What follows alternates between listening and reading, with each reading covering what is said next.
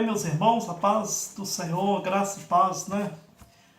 Conforme foi sugerido, mais uma vez aí a gente está aproveitando esse recurso que nós temos para estar trazendo aí aos irmãos este projeto, né? Projeto Mergulho na Palavra. E como foi proposto, a gente vai estar estudando o livro de Apocalipse. Apocalipse, que na verdade é um livro profundo, como toda a Bíblia é, e nós conseguimos entender melhor aquilo que é para ser entendido.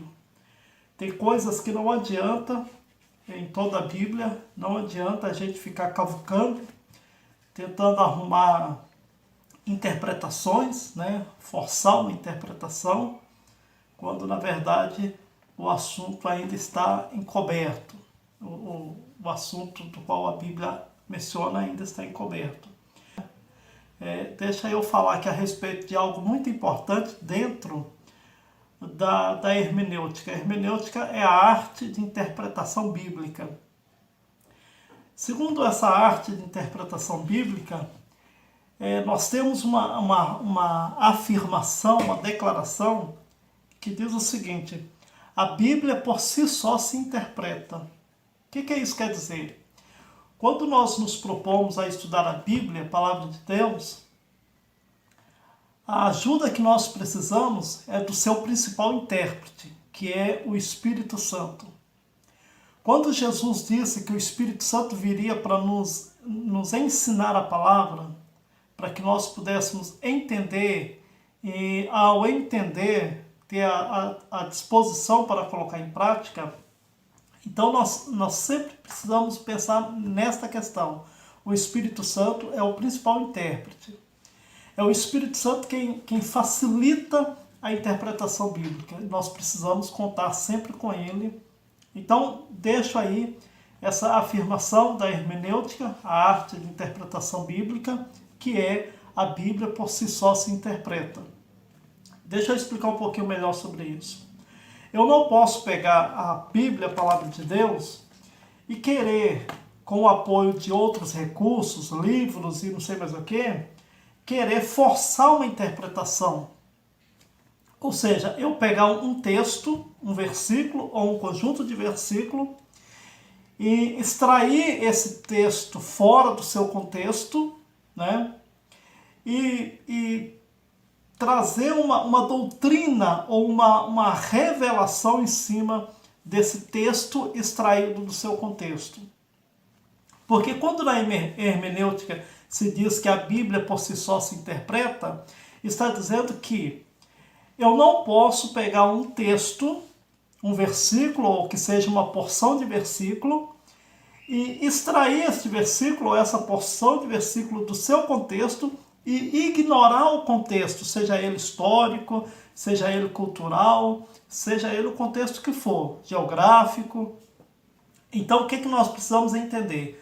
Toda vez que nós nos propomos a estudar a Bíblia, nós precisamos pegar todo o texto e estudar minuciosamente ele inserido no seu contexto. Não podemos excluir o texto do seu contexto.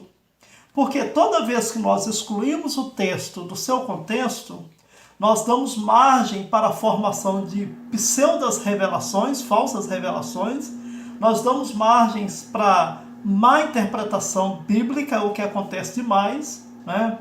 E nós acabamos recebendo uma orientação e acreditamos ser aquela orientação de fato bíblica, porque ela foi extraída da Bíblia, mas ao analisar aquela doutrina, aquela revelação, aquele ensinamento, não passa de uma má interpretação bíblica. Então, irmãos, nós precisamos tomar muito cuidado com isso. Nós precisamos tomar muito cuidado para, em qualquer parte da Bíblia, qualquer livro da Bíblia, qualquer texto bíblico, qualquer personagem histórico que a Bíblia menciona, quando nós nos propomos a estudá-lo, nós não podemos extrair esse personagem, esse livro, esse texto do seu contexto original. Quando nós falamos de Apocalipse, nós vamos entender, conforme eu disse lá no vídeo introdutório, nós vamos precisar entender qual é o contexto em que esse livro foi escrito. Qual é o contexto histórico? O que esse livro, na época em que esse livro foi escrito, o que estava acontecendo? Quais eram os acontecimentos da época? Como era a política da época? Como era a religião na época? Como que as pessoas viviam? Como que as pessoas se comportavam? Então, irmãos, veja bem, são perguntas que nós devemos fazer. E é claro, né? Deixa eu colocar um parênteses aqui. É claro que, mesmo que, um exemplo, eu vou estudar um personagem histórico bíblico, Davi. Vou estudar o personagem Davi. Eu vou observar como que Davi se comportava antes de ser rei. Como era o contexto que envolvia a vida de Davi antes de ser rei. Mas nada me impede de receber do Espírito Santo palavras que vão edificar a minha vida no contexto atual que eu vivo, baseado na vida de Davi, no contexto que ele vivia naquela época. Vocês estão entendendo? Ou seja, ainda que nós estejamos vivendo um contexto diferente, ainda que nós estejamos mergulhados em uma cultura diferente, ainda assim o Espírito Santo faz com que, ao estudar um texto bíblico, aquele contexto, aquele momento vivido por aquela determinada pessoa, ou mencionado pelo determinado texto bíblico, seja também edificante para a nossa vida. Então voltemos ao livro de Apocalipse. Em que época foi escrito, né? O livro de Apocalipse foi escrito mais ou menos no ano 85 depois de Cristo, quando o Império Romano massacrava a igreja, quando o Império Romano matava os cristãos. A ilha de Patmos não era uma ilha paradisíaca, não era uma ilha paraíso, para onde que as pessoas gostariam de ir e passar férias e curtir uns dias de descanso. A ilha de Patmos era uma ilha deserta, era uma ilha, um local inabitável, que o Império Romano construiu lá fortalezas. E nessas fortalezas, algumas até naturais, e nessas fortalezas eram mantidos em prisão pessoas que não concordavam com a política do Império Romano. Eram pessoas que se opunham ao Império Romano. E no meio destas pessoas estavam os nossos irmãos, estavam os cristãos. E no meio desses cristãos estavam alguns líderes, dentre os quais nós temos um que era o apóstolo João, que estava exilado na ilha de Patmos. Ele não foi para a ilha de Patmos a passeio. Ele foi forçado a deixar o convívio com a igreja. Naquele período, a igreja, no ano de 85, a igreja já havia tomado proporções gigantescas. Por exemplo, a igreja em Éfeso se tornou uma igreja modelo em crescimento, em crescimento tanto numérico quanto de influência no sistema político, no sistema do mundo daquele tempo. Então a igreja no ano de 85 era uma igreja que marcava o seu lugar de habitação, era uma igreja que fazia diferença, mas também era uma igreja muito perseguida porque o Império Romano se sentiu ameaçado pela igreja.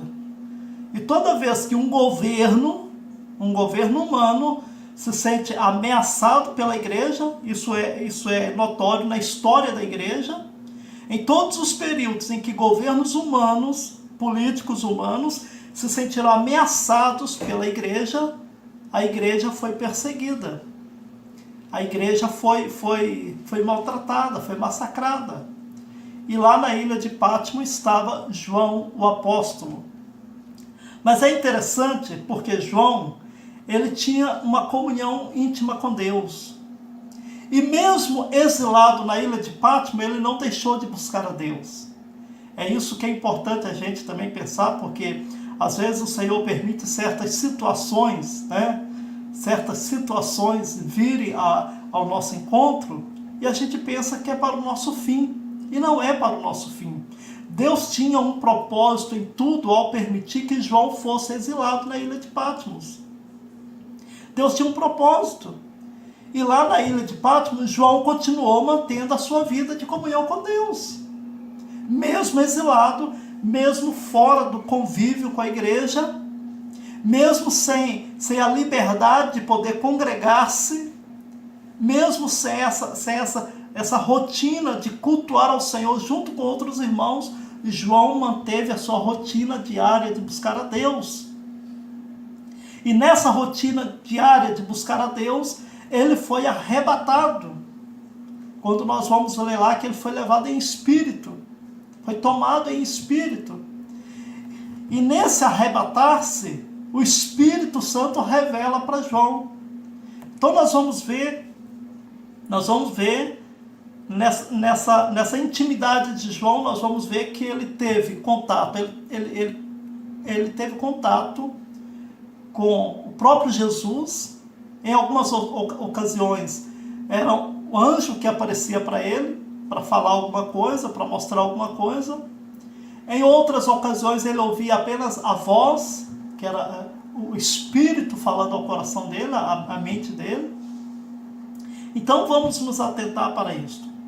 Eu gosto muito do livro de Apocalipse, porque o livro de Apocalipse também é um livro que nos ensina a adorar a Jesus, adorar o Senhor, porque o livro de Apocalipse vai nos revelar Jesus, aquele que foi morto, mas ressuscitou e está assentado no trono de glória e virá com poder e glória para buscar a sua igreja. Então deixa eu ler o texto, né? É importante que nós leamos o texto. Conforme eu disse, eu vou tentar ser breve nesses vídeos para não ser uma coisa muito cansativa. Eu quero agradecer de antemão aí a Brenda, né, que se dispôs a fazer as edições dos vídeos. Nós vamos tentar fazer um vídeo semanal e procurar lançar lá nas redes sociais da igreja, sempre aos domingos de manhã ou talvez sábado à tarde, não sei. Vai depender aí da disponibilidade da Brenda de fazer as edições.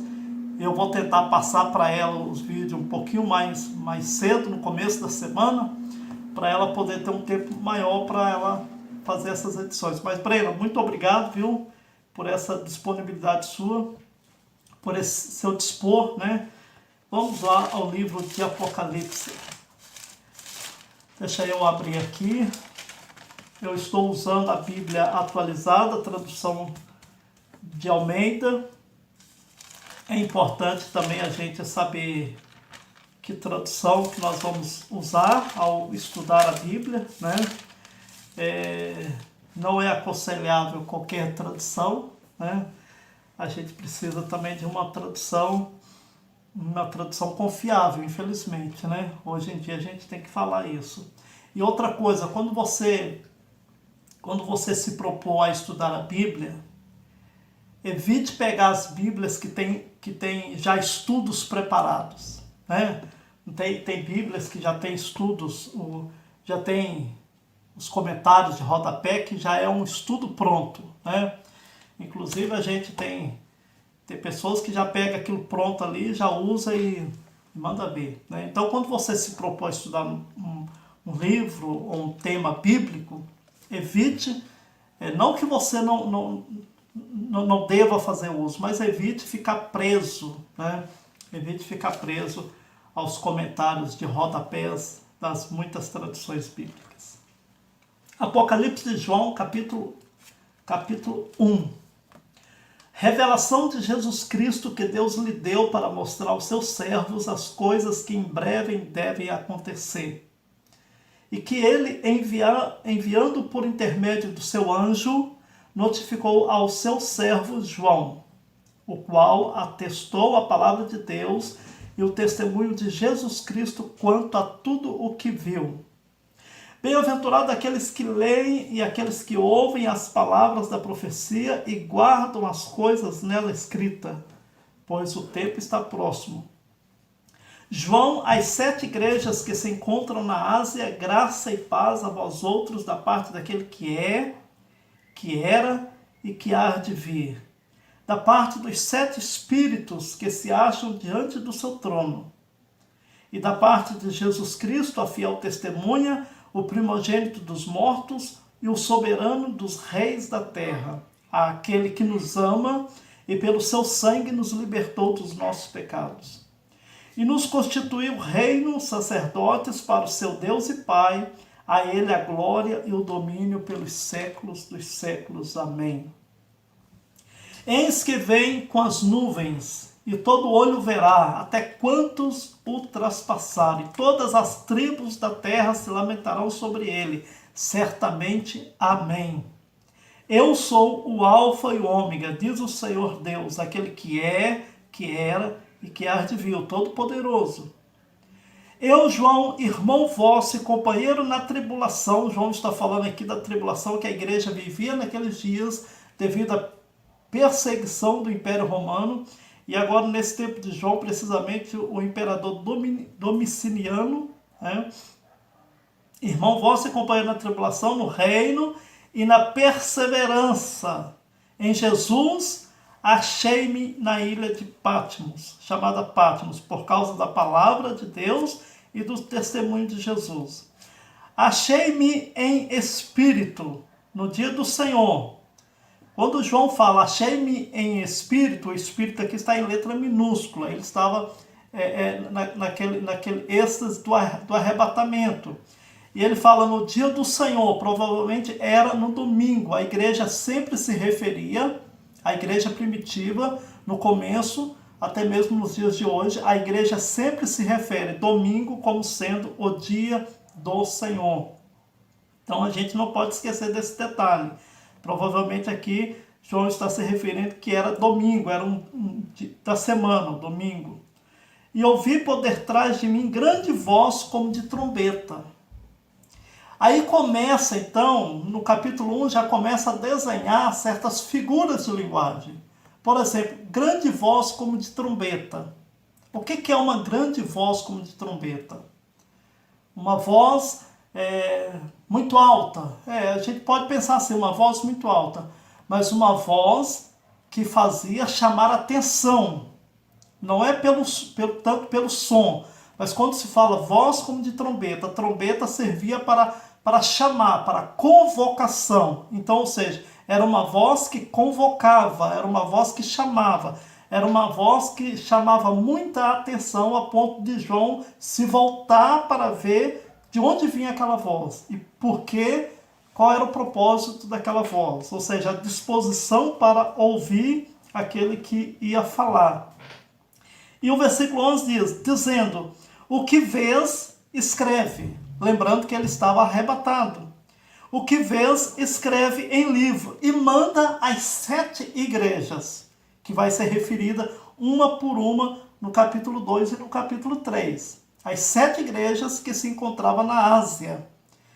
Quando nós estudamos o livro de Atos, os irmãos vão se lembrar que a maioria destas 7 igrejas foi durante o ministério do apóstolo Paulo, quando ele ficou impossibilitado de ir para a Europa, o próprio Espírito, né? O anjo apareceu e o Espírito Santo lhe falou. Não era tempo dele ir para a Europa. E falou, passa a Macedônia. E lembrando do texto aí, dos nossos estudos, né? Ou seja, e a partir daquele momento, então, Paulo desce para a Ásia. Quem estava na escola dominical vai se lembrar disso. E na Ásia, então, o apóstolo Paulo pregou o evangelho. E a igreja cresceu na Ásia. E aqui nós temos a menção de 7 igrejas, que eram igrejas referências. Eram igrejas que haviam progredido muito na propagação do evangelho, mas eram igrejas também cheias de problemas. Então, o Senhor vai falar a João a respeito dessas igrejas. Versículo 12. Versículo 11 ainda. As 7 igrejas, Éfeso, Esmirna, Pérgamo, Tiatira, Sardes, Filadélfia e Laodiceia. Voltei-me para ver quem falava comigo, e voltado vi 7 candeeiros de ouro. É interessante essa figura de linguagem. 7 candeeiros, é luz, revelação, conhecimento. Ouro, santidade, está se referindo à igreja. é uma visão que se refere à igreja. Então vamos ver. E no meio dos candeeiros, um semelhante a filho do homem, uma referência ao próprio Jesus, com vestes talares e cingido à altura do peito com uma cinta de ouro. A sua cabeça e cabelos eram brancos como a alva lã, como neve os olhos. A sua cabeça e cabelos eram brancos como alva lã, como neve. Os olhos como chama de fogo. Os pés semelhantes ao bronze polido, como que refinado numa fornalha. A voz como voz de muitas águas. Tinha na mão direita 7 estrelas, e da boca saía-lhe uma afiada espada de 2 gumes. O seu rosto brilhava como o sol na sua força, o sol de meio-dia. Quando o vi, caí a seus pés como morto, porém ele pôs sobre minha mão. Ele quem? Quem é que põe sobre ele a mão? João está em espírito, João está arrebatado. Quem é que põe sobre ele as mãos? Quem põe sobre ele as mãos é o que ele vê. Quem ele vê, no versículo 13. Um semelhante a filho de homem. Põe sobre ele a mão. Vamos ver aqui. Porém ele pôs sobre minha mão direita, dizendo, não temas, eu sou o primeiro e o último. É uma forma que Jesus vai sempre se apresentar para João no livro de Apocalipse. Eu sou o alfa e o ômega. Eu sou o primeiro e o último. Sabe o que Jesus está dizendo aqui? Eu sou desde a eternidade. Eu sou. A gente vê aqui no livro de Apocalipse a revelação da eternidade do próprio Cristo.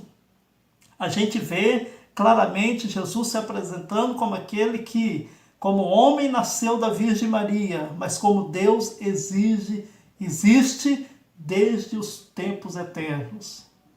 Não teve começo e não teve fim. Aquele que vive, estive morto, mas eis que estou vivo pelos séculos dos séculos, e tenho as chaves da morte e do inferno. Mais uma figura de linguagem.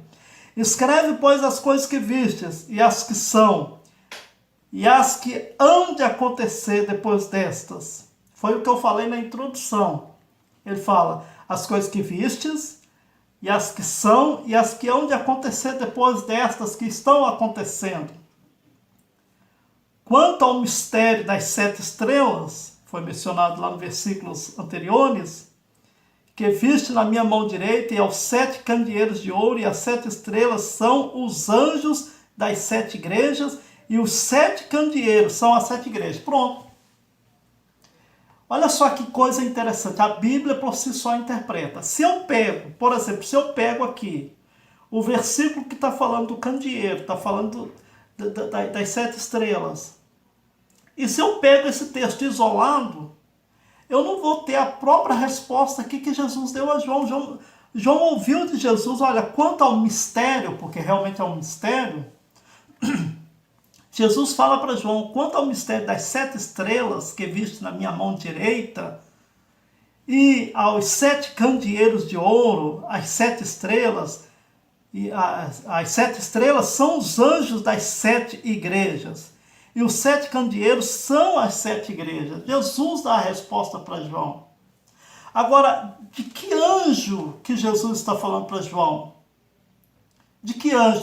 Da hierarquia angelical? No céu? Não. Jesus está falando dos líderes que representavam as igrejas. Seus pastores, seus líderes. É tanto que o capítulo 2 vai começar o seguinte: ao anjo da igreja em Éfeso, e aí em diante. Cada igreja recebe a carta com esta introdução. Ao anjo da igreja em Esmirna.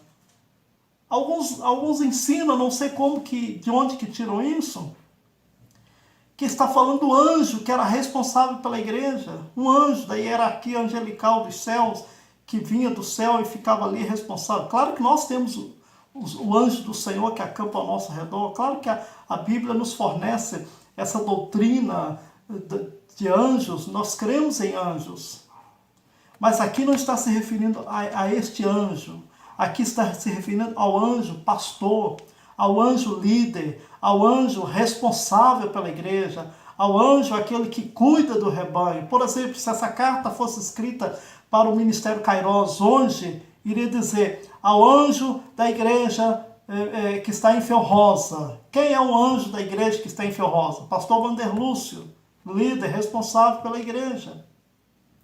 Então, não tem como a gente ficar extraindo o texto do seu contexto e ficar procurando resposta para coisas que a resposta já está aqui, né? Nós já temos 26 minutos. Eu fiz apenas uma leitura do texto. Tem umas coisas importantes aqui que no próximo vídeo eu vou mencionar. Então, no próximo vídeo, ainda vamos esmiuçar um pouquinho do capítulo 1, tá certo? Nós não podemos fazer vídeos muito longos, né? Para não ficar cansativo. Mas tem muita coisinha aqui no capítulo 1 que eu quero esmiuçar aí com você, tá certo? Um forte abraço, Deus abençoe sua vida e que em nome de Jesus você seja abençoado com essa mensagem, você seja abençoado com esse estudo. Eu espero que seja bênção para a sua vida, que seja bênção para as nossas vidas. Deus te abençoe, Deus abençoe sua família e que o Senhor esteja dando o livramento necessário para esses dias que vivemos.